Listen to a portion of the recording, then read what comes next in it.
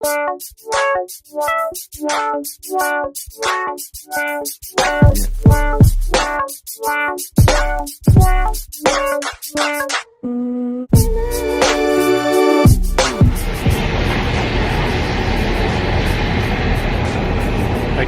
so this is my train to Hertogenbosch.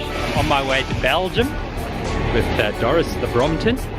Let me get packing. I better get going before the train leaves without me. Right, that's more like it. Made it on the train.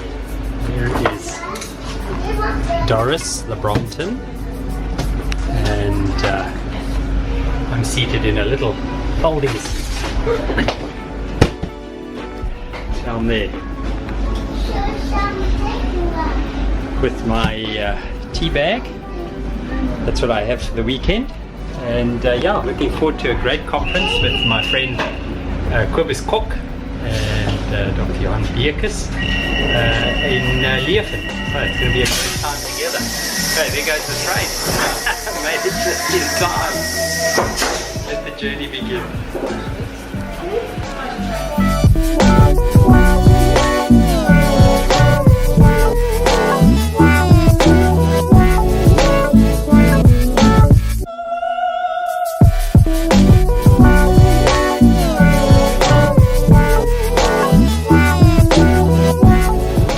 Right, so it is about 5 p.m. and I've arrived in beautiful Leuven in Belgium. Great train ride from Nijmegen to get here. Actually 3 trains, and yeah, it's so beautiful. I mean, can't wait to see what the rest of Leuven looks like.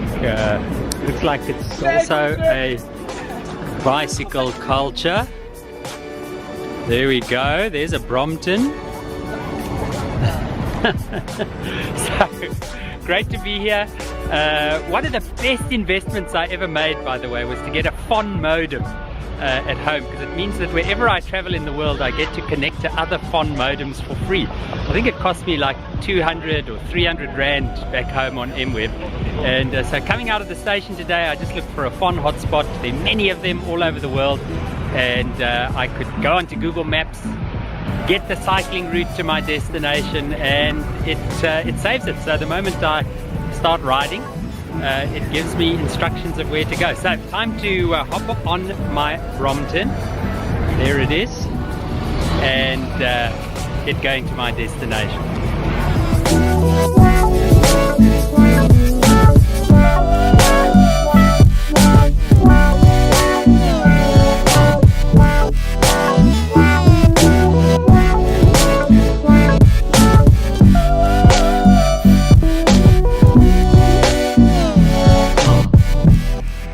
So yesterday I arrived here in beautiful Leuven.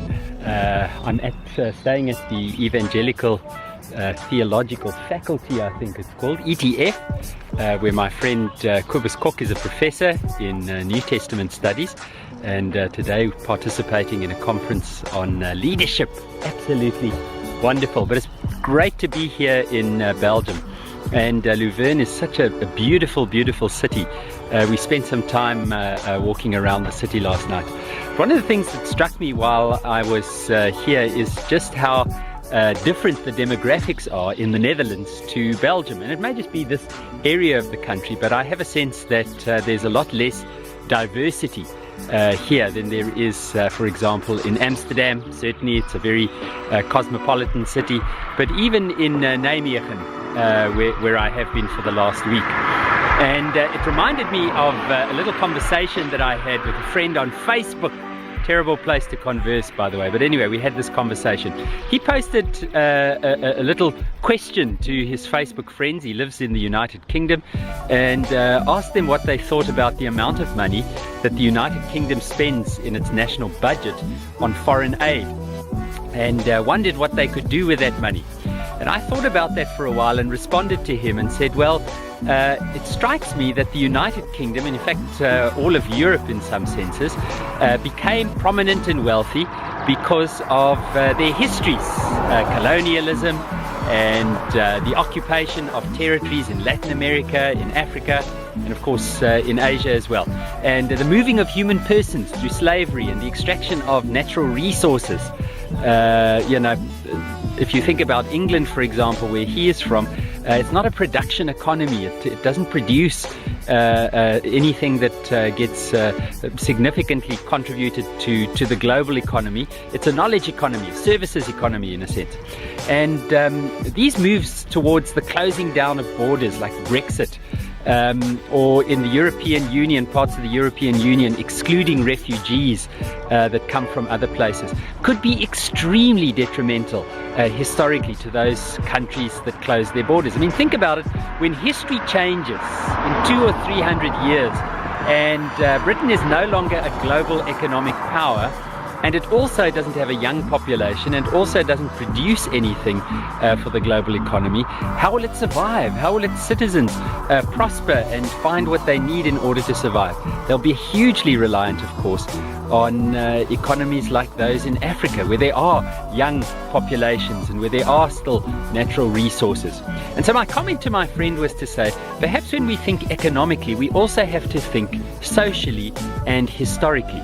If, for example, Britain had to pay back what they had extracted in terms of human persons and natural resources from Africa, from those external economies, can you imagine what percentage of the national budget that would be? It probably would be the whole national budget. And of course, when one thinks politically and you think economically about how you spend your nation's money, sometimes you have to keep in mind that it's not just about the immediate economy.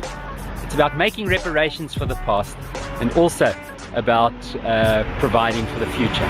So this reminds me a little bit of the work of John Rawls, John Rawls' theory of justice, when he speaks about how one decides what kind of system in the world is most just. And Rawls' theory says when you make your decision, you should make it behind a veil of ignorance. You should make it in a sense not knowing where you yourself will be when the system is enacted. So you may not be the most privileged person in society. You may not have, excuse me, my eyes are a bit itchy. It is spring here.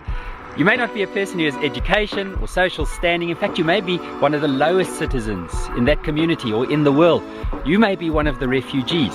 What kind of policies would you like to see if you were in that position in society? And he says policymakers, decision makers should always enact policy as if they were the least and the last.